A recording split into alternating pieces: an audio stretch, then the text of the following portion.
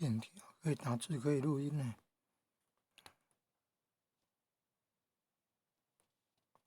按右边是那个设定啊，勾选。现在试试看，说可以编辑耶。下面那个文字的，